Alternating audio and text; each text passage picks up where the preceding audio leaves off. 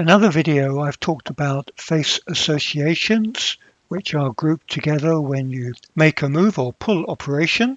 These can be remembered and recalled or ignored by going into DesignSpark Options, Selection, Show Previous Selections with Pre-Highlight Hint. This is on in this particular case. Let me just clear up the screen with things that I don't want by turning all those off. Now, the part that has the previous memory selection features is an external component, so that has to be opened to access those. So if I select this and do a Shift-Control-O, which is a shortcut I have for Open Component. Now what we see if we go into, let's say, this group of features here. So this was a selection that was previously moved in one go. So to recap, a selected face with a mouse hover within the confines of the selected face shows all the last faces of an associated action, which can be selected with a further click and then moved as desired. Where this method may fall down is that if I, let's say, click on this hole here, this is a tapped hole, and I click again, it actually remembers in a memory stack that this group of faces were previously moved. And if you notice, I've done another mod where I've made another recess and it hasn't picked up on that additional group.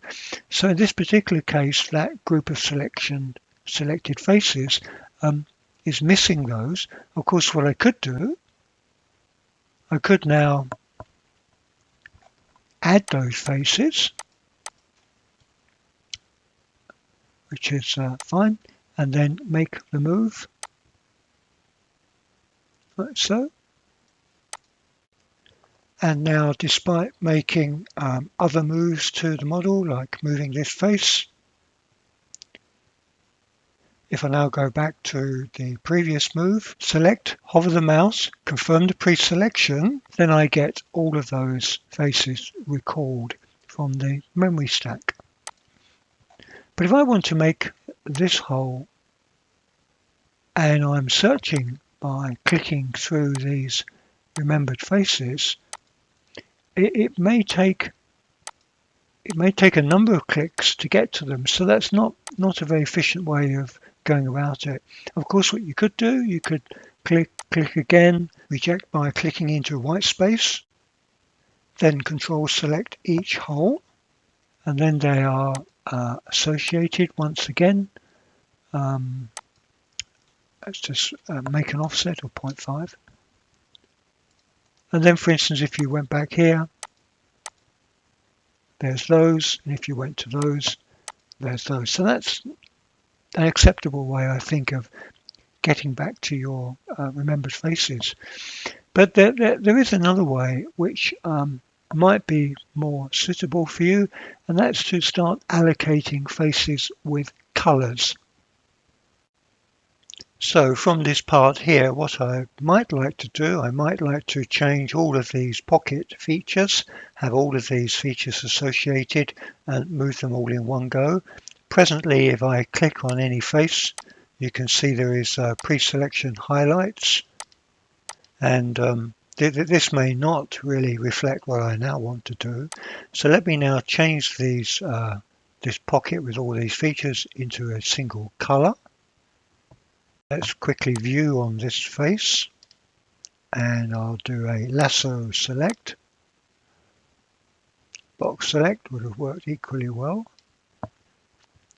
So I now right click, and I can change the color. So let me just make this a unique color. Let's give them this pink color. And now what I can do is, if I want to now make a change to this group independent of what a previous selection gives me, I will click on the color, go to my selection, and use faces with the same color. So now I can move these in a single go. and the change is done. Let me just drag them back. And now whilst I've still got, obviously if I now select this face, I'm going to get that as a pre-selection group. That's fine. I can also select other faces and change them to the same color. So if I now wanted to add another group of faces, I can copy and paste the color using the Style Painter. It's the brush icon found in the clipboard tools. The command asks me to select a source and then to select a target. So what you can do, you can box select and then press escape to complete the command. And now if I now want to move these two features in a single go, I would just select any face, select all faces with same color, and now I have these two features selected. I can now move like so. We can also change this group of pink faces to, let's say, another color.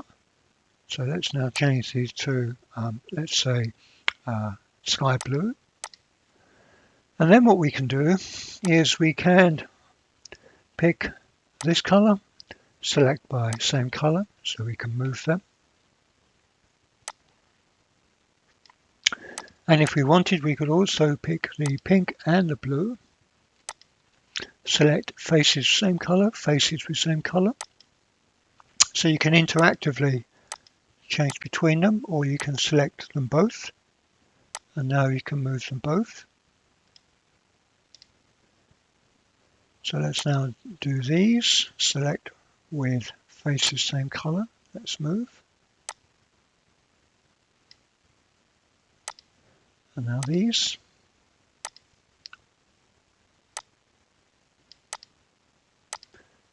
Pink and blue, faces same color, same color.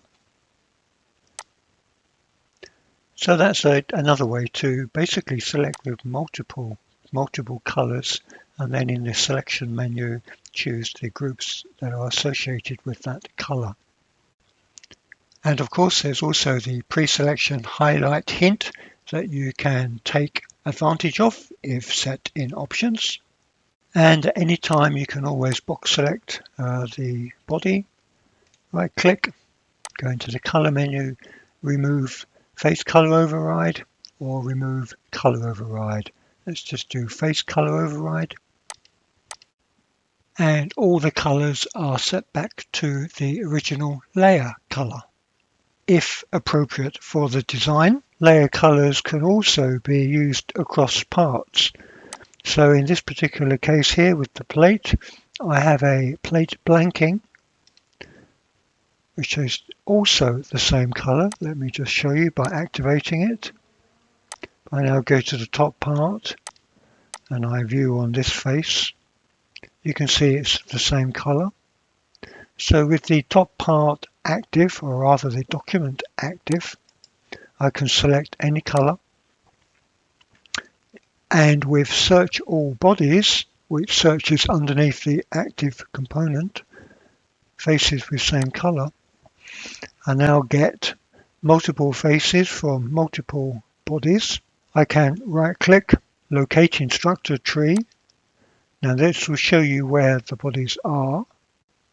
Press key Z to extend zoom the selected items. Control click to deselect. And now with the move command, all of those faces can be moved in one action.